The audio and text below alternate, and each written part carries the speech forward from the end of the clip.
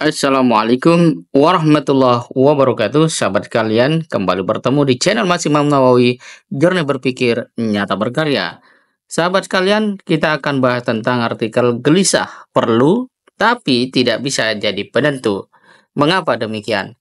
Sahabat kalian, seringkali seseorang itu menyampaikan kegelisahan dirinya, entah atas kondisi lingkungan, entah atas perilaku seseorang, entah atas keadaan baik keluarga maupun lebih besar bangsa dan negara. Tetapi hanya sekadar mampu menjelaskan masalah-masalah yang terjadi, ketidaksukaan kita terhadap realitas yang ada, itu tidak akan membuat diri kita itu terangsang menemukan metode untuk bisa menyelesaikan apa yang seharusnya bisa kita ubah atau ingin kita ubah. Oleh karena itu, maka gelisah ini sesuatu yang sebenarnya dalam banyak teori sejarah itu penting. Penting karena membuat seseorang peduli. Ya, seringkali kegelisahan itu membuat orang mau bergerak, mau berpikir, bahkan berkorban ya, demi sesuatu yang lebih besar dari kehidupan ini. Tetapi ada juga orang yang gelisah, hanya gelisah saja, risau, galau. Dia tidak bisa melahirkan gairah untuk berbenah. Nah, kalau sudah seperti itu, ya itu bukan gelisah sebenarnya, tapi ya memang betul disebut dengan risau dan galau semata.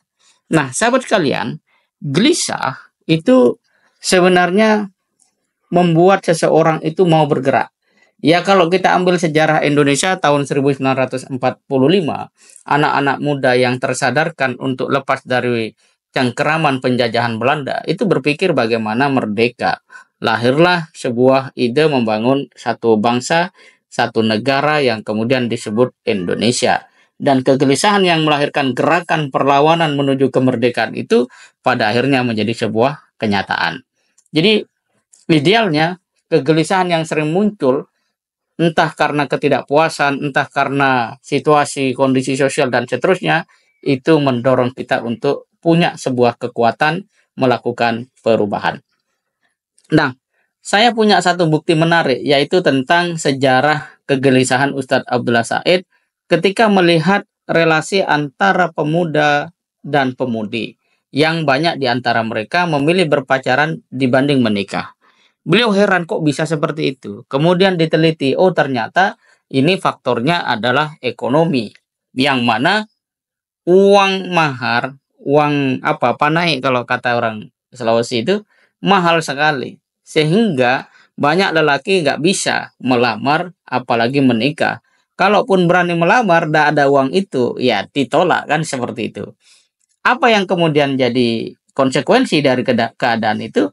Ya sembunyi-sembunyi mereka berada di dalam kegelapan, mereka berpacaran. Nah, melihat situasi itu, maka Kiai Haji Abdullah Said ini membuat satu konsep yang disebut dengan nikah barokah, yaitu satu pernikahan yang basisnya bukan lagi mahar, walaupun tetap ada mahar, tapi mahar itu bukan menjadi sesuatu yang membudaya, yang menyulitkan laki-laki dan perempuan menikah pada saat mereka memang sudah waktunya menikah. Dan melalui nikah barokah inilah kemudian ya lahir kader-kader dakwah yang menyebar ke seluruh Indonesia dan mereka menikah dengan biaya yang murah dan meriah, tapi tetap barokah. Nah, seharusnya pernikahan itu seperti itu, meskipun tidak salah di dalam Islam orang yang menetapkan mahar yang tinggi. Nah, sahabat sekalian, lebih jauh kembali pada soal kegelisahan, dia atau kegelisahan itu harusnya yang benar itu mendorong kita melangkah.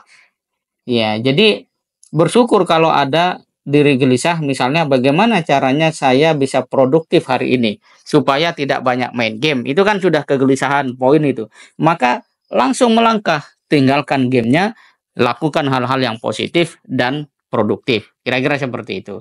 Nah, sebagai manusia yang hidup di alam dunia ini, memang sesuatu tidak bisa langsung besar, harus tumbuh secara perlahan-lahan. Maka kita perlu yang namanya solusi kecil. Ya, seperti tumbuhan, langkah demi langkah, solusi yang kecil dan sederhana itu akan menjadi akar dan batang yang kokoh sehingga mampu menghasilkan buah yang bermanfaat bagi kehidupan. Jadi siapkan langkah setiap gelisah. Kalau gelisah tidak menggerakkan, hati-hati, itu bisa jadi hanya angan-angan. Masih mending angin-angin, bisa meniupkan kesegaran. Kalau angan-angan, itu bisa Anda jawab sendiri. Demikian, semoga bermanfaat. Assalamualaikum warahmatullahi wabarakatuh.